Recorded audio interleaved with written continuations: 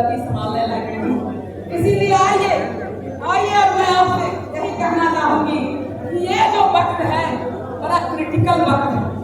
अगर इस वक्त पर आप सब लोग कोई नहीं समझे, 5 किलो अनाज पर हमारी माँ बेटियों को आप रखना चाहते हैं, 5 किलो अनाज पर हमारी माँ बहनों को रखना चाहते हैं, बेटे को आप अच्छी शिक्षा स्वास्थ्य दिलाना चाहते हैं, तो आने वाला समय आप लोगों को माफ नहीं करेगा। याद रखिएगा, अगर आपने आने वाला समय तेजस्वी जी के सारे लोग साथ रहे तो फिर हमारा स्वर्णिम भविष्य होगा। नहीं तो कल आपके बेटे पूछेंगे कि पिताजी, आपके बेटे पूछेंगे कि पिताजी जब तेजस्वी जी अपने सारे ऐशोआराम को छोड़ करके जब बिहार की गली गली घूम रहे थे तो आपने उनको देखा दिया। पूछेंगे आपकी बेटी कि जब हमारी इज्जत की रक्षा के लिए, हमारी माई बहन योजना की रक्षा के लिए जब तेजस्वी जी भारी गर्मी में गली गली घूम रहे थे तो आप उसका साथ क्यों नहीं दिया? तो अपने बेटे बेटी के सामने आप प्रश्न चिन्ह बन जाइए, आप कोई जवाब न दे पाइए। इसी वजह से मैं इस पार्टी में आकर आप लोगों से आग्रह करने आई कि उठिए, जागिए। कृष्ण ने कहा था महाभारत में, उठो पार्थ गांधी संभालो। आपको याद होगा कि अर्जुन भी भटक गया था, उसे लगता था इस बार हमारा आदमी, उस बार हमारा आदमी, हम कैसे वाहन चलाएंगे। उसी समय कृष्ण ने कहा था कि जो असत्य की राह पर है उस पर वाहन चलाओ। इसीलिए उन्होंने कहा था उठो पार्थ गांधी संभालो। आज आप सब लोग पार्टी की भूमिका में है, गांधी संभालिए, रास्ता निकालिए, नहीं तो आने वाला समय और समाज कोई आपको माफ नहीं करेगा, कोई माफ नहीं करेगा। इतना बढ़िया वक्त नहीं आएगा। आया जो वक्त आया है, कहता है गया बिहार भाषा नहीं, इसे धोखे है कोई भाषा नहीं। जब वक्त चला जाएगा तो फिर आने वाला नहीं। इसीलिए अंतिम में मैं अपने नेता तेजस्वी जी, आदरणीय मंगीलाल मंडल जी, अभय कुशवाहा जी, आलोक मेहता जी सहित रणविजय साहू जी सहित सभी अंगीगत नेताओं का शुक्रिया आभार व्यक्त करते हुए, और मेरे वो साथी जो जाने अनजाने परोक्ष और अपरोक्ष रूप में मुझे डराव कहा करते थे कि आप तेजस्वी जी से क्यों नहीं मिलती हैं, तेजस्वी जी से क्यों नहीं मिलती हैं, और तब आकर मैं भी तेजस्वी जी को बार बार कहती थी कि जल्दी मिले, मिले। तो मैं उन सभी साथियों को भी धन्यवाद और आभार व्यक्त करती हूँ, और दिनकर की इस कविता के साथ अपनी बात समाप्त करती हूँ। समर श्रेष्ठ है, याद रखिए, चुनाव एक युद्ध है, चुनाव एक समर है, समर श्रेष्ठ है नहीं युद्ध का भागी केवल प्यार, समर श्रेष्ठ है नहीं युद्ध का भागी केवल प्यार। जो तटस्थ है, जो तटस्थ रहिएगा, चुप रहिएगा, जो तटस्थ है समय लिखेगा, उसका भी अपराध, उसका भी अपराध। इसीलिए आइए, गांधी को संभालिए, लालटेन को संभालिए, तेजस्वी भाई के साथ रहिए, और एक नए बिहार का, एक विकसित बिहार के लिखने में, निर्माण की कहानी लिखने में अपना योगदान दें। ये हमको नहीं पता है, जो समझना है समझ। तो मैं आपको ये कहना चाह रही हूँ, आदरणीय नेता लालू प्रसाद जी को इस कथित घोटाले में फंसाने का सामंतवादियों ने काम किया, वही लालू यादव जी ने हम लोगों को ताकत दी।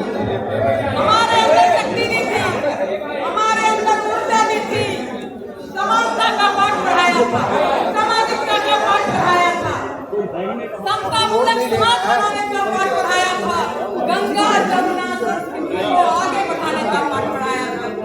लेकिन गरीब का बेटा मुख्यमंत्री की गद्दी पर बैठे और उन्हें कोई आरोप न लगे। आज कौन ऐसा व्यक्ति है जिसने चोरी नहीं किया है? कौन ऐसा व्यक्ति है जिसके अंदर कोई काला पानी नहीं छुपा हुआ है? लेकिन अगर गरीब का बेटा कोई छुपा जाता है,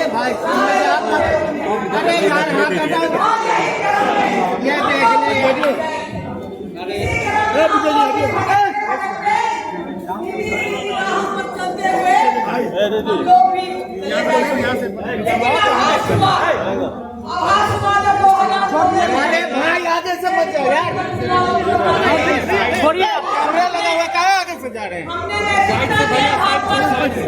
मंत्री पद से त्याग पत्र दे दिया नैतिकता के आधार पर, लेकिन मोरालिटी के आधार पर त्याग पत्र देने का हमें ये हमारा उसको एक दंड भुगतना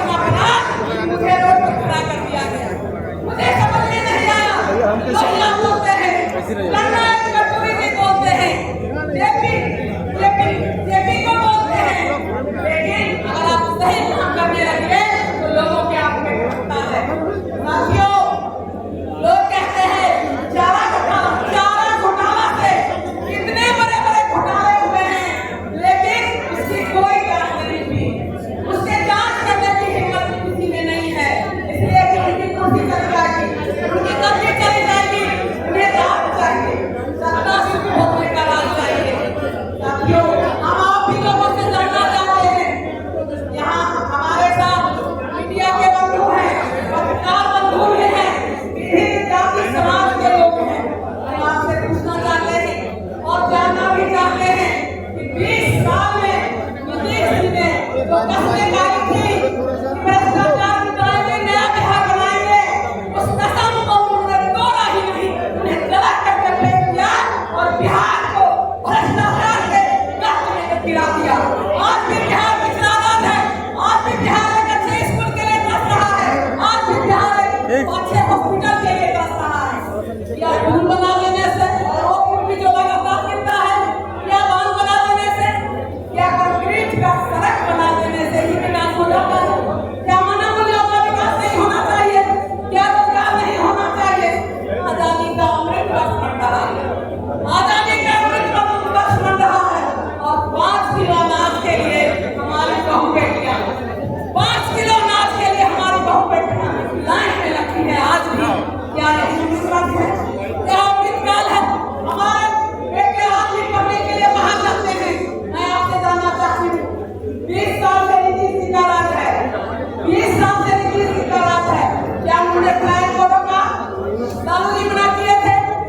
क्या उन्होंने एक भी इंडस्ट्री लगाया? कानूनी मना किए थे? किसने रोका था? भ्रष्टाचार शिष्टाचार बन गया है, कहीं कोई काम नहीं हो रहा है, माँ बहनों की इज्जत सुरक्षित नहीं है। साथियों, महाभारत काल में तो द्रौपदी का केवल सिरहरण हुआ था, लेकिन आज इस नीतीश जी के एनडीए के काल में द्रौपदी का सिरहरण नहीं बल्कि सिरहरण हो रहा है। आज सारे लोग कहते हैं। तो साथियों,